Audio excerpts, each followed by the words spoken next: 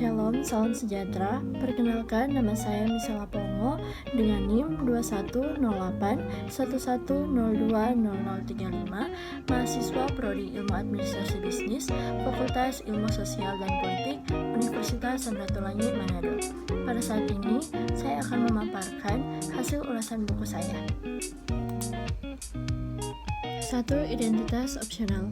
Judul buku Etika dan Etiket Bisnis. Penulis Dr. William Chang OFM Cap. Penerbit PT Canisius. Tahun penerbitan tahun 2016. Hak cipta kepada penulis. Jumlah halaman 147 halaman. Bahasa yang digunakan bahasa Indonesia serta warna sampul buku adalah warna kuning. Yang kedua, orientasi. Buku ini ditulis oleh Dr. William Chang OFM Cap, mengajar di STIE Widya Dharma, program doktor Fakultas Ilmu Ekonomi dan Bisnis, Universitas Tanjung Pura, STT Pastor Bonus, dan STP ST Agustinus Pontianak. Telah menulis puluhan buku, ratusan artikel di Kompas, Media Indonesia, di Jakarta Post, dan berbagai media nasional regional. Bahan dasar buku ajar ini bermula dari diktat kuliah etika bisnis di STIE Widya Dharma Pontianak. Buku ini sangat berguna terutama bagi penuntut ilmu pengetahuan dalam bidang ekonomi dan bisnis sehingga mereka memiliki dasar, pegangan, dan orientasi yang benar dan tepat dalam memajukan dunia bisnis kita. Yang ketiga, tafsiran isi. Buku ini memaparkan studi pembelajaran tentang etika dan etiket bisnis. Penelitian terus dilakukan seiring dengan berjalannya waktu yang hasilnya diturunkan dalam jurnal ilmiah dan jurnal harian.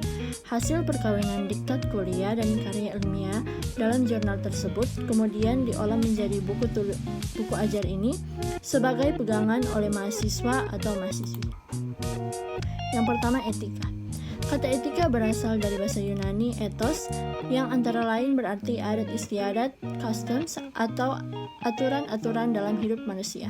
Sementara itu, kata etiket berasal dari kata etiquette, Prancis, yang berarti aturan-aturan yang menunjuk pada cara yang sesuai atau cocok dan sopan dalam perilaku seseorang. Etika yang dimaksud yaitu 1. Personalisme adalah sebuah gerakan sosial dan filosofis berhubungan dengan pandangan hidup manusia yang mencintai kebijaksanaan yang muncul dalam abad ke-19. Yang kedua, pragmatisme dianggap sumbangan terpenting Amerika Serikat terhadap dunia filsafat.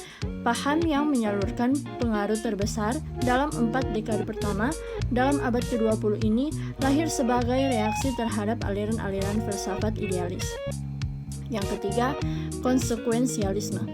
Aliran ini menekankan pentingnya sikap seseorang untuk mempertimbangkan akibat-akibat tindakan sebelum ia melakukan sesuatu. Selanjutnya, etika bisnis. Secara umum, bisnis dapat dilukiskan sebagai kegiatan perdagangan atau jual beli komersial untuk hidup, mempertahankan hidup, mencari keuntungan, dan meraih kesejahteraan dalam hidup sehari-hari. Melalui bisnis, seseorang berusaha mendapatkan keuntungan yang sebanyak mungkin sehingga dia bisa mendukung roda perekonomian suatu bangsa. Menurut tradisi abad ke-16 dan abad ke-17, etika bisnis terkait dengan traktat atau ajaran tentang etika spesial yang menyoroti perwujudan keutamaan kebajikan berupa kebijaksanaan, keadilan, dan cinta kasih. Dari sudut pandang ini, etika bisnis dirumuskan sebagai suatu studi tentang bagaimanakah kaidah-kaidah moral diterapkan pada perilaku individu-individu yang terlibat dalam organisasi-organisasi. Selanjutnya, bijak berbisnis. Kedewasaan sangat diperlukan pada setiap perilaku di dalam dunia bisnis. Setiap produsen, penyalur, dan pedagang berhak memperoleh laba dari hasil penjualan. Sementara itu, setiap pembeli pun berhak mendapatkan barang sesuai dengan biaya yang mereka keluarkan. Kaidah moral dapat dijunjung dalam bisnis kalau kedua belah pihak, yaitu si penjual dan pembeli, memiliki sikap saling percaya dan saling menolong dalam melangsungkan kegiatan bisnis. Penerapan nilai etika dalam dunia bisnis tidak terlepas dari konteks hidup sosial, ekonomi, politik, kebudayaan, dan hukum. Setiap pihak yang terkait dengan dunia bisnis seharusnya mendukung setiap langkah baik yang ingin memajukan dan meningkatkan kesejahteraan umum masyarakat. Selanjutnya, tanggung jawab moral dalam bisnis. Berbisnis dalam dunia modern menuntut tanggung jawab yang tidak kecil. Tanggung jawab ini sekurang-kurangnya melibatkan pihak produsen, penjual, pembeli, dan pemerintah sebagai penentu kebijakan. Kebebasan manusia adalah kebebasan yang terbatas dan bertanggung jawab. Pertanggungjawaban atas perkataan dan perbuatan ini mengingatkan agar supaya sebelum berencana, berpikir dan berbicara, serta melakukan sesuatu, kita perlu menimbangnya secara matang supaya tidak menimbulkan dampak yang merugikan ke depannya. Pelayanan yang bertanggung jawab akan memberikan pelayanan yang optimal sesuai dengan hak seorang pembeli. Pembeli berhak mendapatkan informasi sedetail mungkin tentang barang yang akan dibeli. Selanjutnya, etiket bisnis. Kata etiket berarti seperangkat kebiasaan dan aturan untuk perilaku yang sopan, khususnya di antara kalangan masyarakat kelas tertentu atau di kalangan profesi tertentu.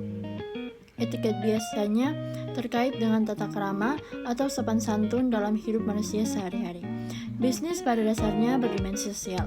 Terjun dalam dunia bisnis berarti mengadakan pertemuan, kontak, pembicaraan, perencanaan, dan perjanjian atau kontrak antar pihak dalam menggerakkan roda bisnis. Setiap hubungan dengan pihak lain berarti membuka sebuah jalan baru untuk merintis bisnis. Dalam dunia timur, sikap saling menyapa dan menghormati termasuk awal yang penting dalam kegiatan bisnis. Setiap gerakan bisnis biasanya dimulai dengan pertemuan atau kontak pribadi sebagai pelaku utama dalam dunia bisnis. Tata krama berperan penting dalam menggerakkan seluruh roda bisnis.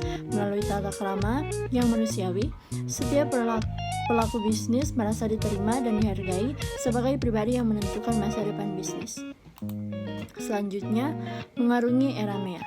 Dalam sebuah pasar bebas, sebuah sistem penentuan harga-harga barang dan pelayanan ditentukan dengan bebas berdasarkan kesepakatan antara penjual dan pembeli, sedangkan pemerintah tidak ikut campur tangan.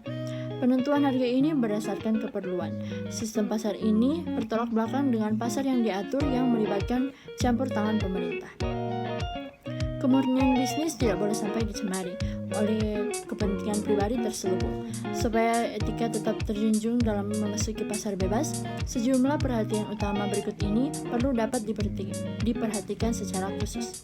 Yang pertama, masyarakat kian cerdas dalam memilih dan membeli produk, entah berupa barang makanan, minuman, alat-alat keperluan sehari-hari, alat-alat elektronik, dan sebagainya. Hal ini mendorong pihak produsen untuk meningkatkan mutu produk mereka.